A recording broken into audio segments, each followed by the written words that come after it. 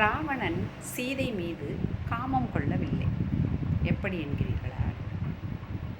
சூர்ப்பனகை கூறுகின்றால் அவளுடைய அழகையெல்லாம் வர்ணித்து கூறுகின்றார். அதில் மயக்க முடிகின்றான். இவனாக ஒரு கற்பனை செய்கின்றான். அந்த கற்பனை செய்த சீதையின் மீதுதான் அவன் காமம் கொள்கின்றான். அவளை அவன் அழைத்து வருகின்றான், குடிலோடு பெயர்த்து எடுத்து வருகின்றான். அப்போது கூட அவன் எவ்வாறு சித்தரித்திருந்தானோ அதே அளவிற்கு சீதை இருப்பதற்கு வாய்ப்பு இல்லை. அசோகவனத்தில் சிறை வைத்திருக்கின்றான்.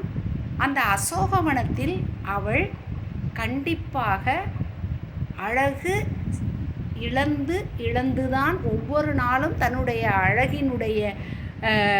அழகு இழந்த நிலையில்தான் அவள் இருப்பாள். ஆனால் அவன் கற்பனை செய்து வைத்திருந்த சீதையின் மீது காமம் கொண்டான்.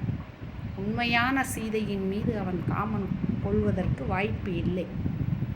பிறகு ஏன் அவன் விட தயங்கினான் என்றால் அவனுடைய ஆணவம். நாம் தூக்கி வந்து விட்டோம். நாம் விட்டோம் என்றால் நம்முடைய வீரத்திற்கு இழுக்கு என்று தன்னை உணர்கின்றான். ஆதலால் நமக்கு இழுக்காகிவிடும் என்ற எண்ணத்தில் சீதையை விட மறுக்கின்றான் என்று கூறுவதுதான் சாலப்பொருள்.